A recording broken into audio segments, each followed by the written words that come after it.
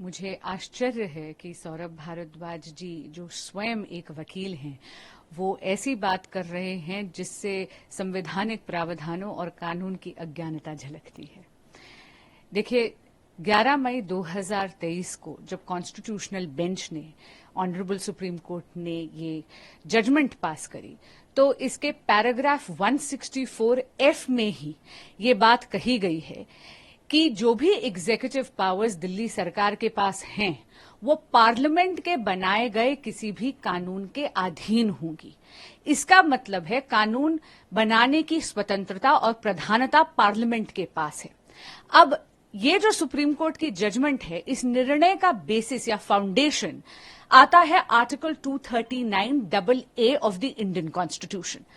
भारत का संविधान article 239AA sub article 3 के तहत ये कहता है कि दिल्ली क्योंकि एक यूनियन टेरिटरी है, वो चैप्टर 8 में आता है कॉन्स्टिट्यूशन के, वो ये कहता है कि पार्लियामेंट के पास ये स्वतंत्रता है कि जो भी वो कानून बनाए दिल्ली का प्रशासन उसी के तहत चल सकता है। इसलिए ये जो नया कानून आया है ये 11 मई के जजमेंट का भी अनुसरण करता है, ये संवैधानिक प्रावधानों का भी अनुसरण करता है और इसीलिए मुझे यकीन है कि जब ये चैलेंज अगर आम आदमी पार्टी करती है सुप्रीम कोर्ट में तो honourable supreme court of India इस नए कानून को अपहोल्ड करेगा। So, in such a situation, Lieutenant Governor appoint from above cannot run the government. It is not possible. When its matter comes to court, the court will overturn law and order implement situation. Till then, there will be chaos. LG will run the government arbitrarily and will stop the work of the public.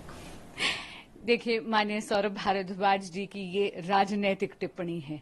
वो एक ऐसे सरकार के मंत्री हैं जो माननीय राज्यपाल, उपराज्यपाल जी से हर मुद्दे पे झगड़ते हैं। वो एक झगड़ालू सरकार है, वो एक निष्क्रिय सरकार है जो केवल बहानेबाजी करती है, जो मीडिया के लोगों के सामने एक राजनीतिक बेबसी दिखाती है।